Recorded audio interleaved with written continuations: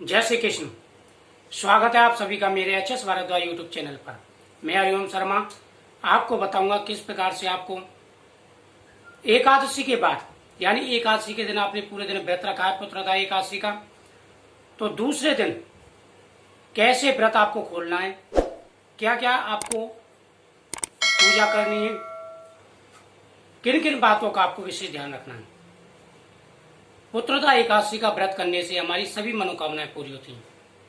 आप संकल्प के द्वारा यह व्रत किया, पूरे दिन आपने व्रत रखा। अब दूसरे दिन व्रत खोलने का बड़ा महत्व होता है। सबसे पहले आप स्नान आदि करें, पूरे नियम के साथ में एकादशी का व्रत करें। उसके दूसरे दिन स्नान आदि करके भगवान की पूजा करें। पूजा करने के बाद में आप चावल बना करके भगवान को भोग अर्पण करें। चावल बना सकते हैं, खिचड़ी बना सकते हैं, इसका बड़ा महत्व होता है। और भगवान को खिचड़ी बड़ी पसंद है। और शास्त्रों के हिसाब से भी द्वादशी वाले दिन यानी एकादशी को व्रत रख करके द्वादशी वाले दिन चावल खाने का बड़ा महत्व होता है और चावल के द्वारा ही व्रत खोलना चाहिए। सबसे पहले भगवान को स्नान कराएं, ओम नमो भगवते वासुदेवाय बोलते रहें। भगवान को स्नान कराने के बाद में भगवान को चावल का भोग लगाएं। उसके बाद में आप गौ माता के पास जाएं और गौ माता को रोटी खिलाएं। भगवान को भोग लगाने के बाद और गौ माता को कुछ ना कुछ खिलाने के बाद ही आपको संकल्प लेकर के व्रत खोलना है।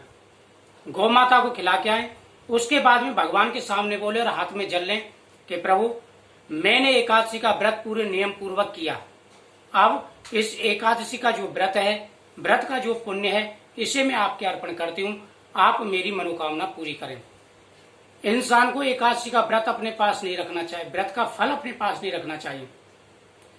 कोई भी आपने दान पुण्य किया है या कोई भी व्रत किया है, संग की संग उसका फल भगवान को अर्पण कर दो। इससे उसका जो फल है वो कई गुना बढ़ जाता है। अगर आप अपने पास रखते हैं तो कई ऐसे कार्य हो जाते हैं जिनकी वजह से जो अर्जित किया हुआ पुण्य है वो क्षीण हो जाता है। इसलिए हमेशा जो भी पूजा पाठ करते हैं, दान पुण्य करते हैं, संग की संग भगवान को अर्पण कर दो। वह भगवान के पास आपका सुरक्षित रहेगा और उसका फल भी आपको जो है अक्षय मिलेगा कि मैंने भी व्रत किया, इसको पुण्य को आपको अर्पण करती हूँ, आप मेरी पुत्र की कामना पूरी करें, ऐसा कह करके। और आपको चावल खा करके व्रत खोलना चाहिए। भगवान की पूजा के बाद, गौ माता की पूजा के बाद में आपको चावल का दान भी करना चाहिए। भगवान विष्णु के मंदिर जा करके और वह भगवान के चरणों में चावल अर्पण करके आए। 1.25 किलो चावल कम से कम चढ़ा करके आने चाहिए। तो यह थी दूसरे दिन की विधि। इस विधि से आपको व्रत खोलना है। और शाम के समय, दूसरे दिन एकादशी के दूसरे दिन शाम के समय भगवान के सामने घी का दीपक जरूर जलाएं और ओम नमः शिवाय का पाठ करते रहें। तो ये थी दूसरे दिन की विधि। इस विधि से आपको जो है व्रत खोलना है और ओम नमः शिवाय, ओम नमो भगवते वासुदेवाय मंत्र का जाप करते हुए आप व्रत खोलेंगे। इस विधि से खोलेंगे तो आपकी मनोकामना अवश्य पूरी होगी। इस दिन आपको अपने घर के बुजुर्गों का आशीर्वाद लेना चाहिए। अपने जो बुजुर्ग हैं उनको वस्त्र अर्पण करना चाहिए, वस्त्र देना चाहिए, उनका आशीर्वाद जरूर लेना चाहिए। तो मुझे उम्मीद है आपको ये जानकारी चलेगी। वीडियो को लाइक शेयर जरूर करें। जय श्री कृष्ण।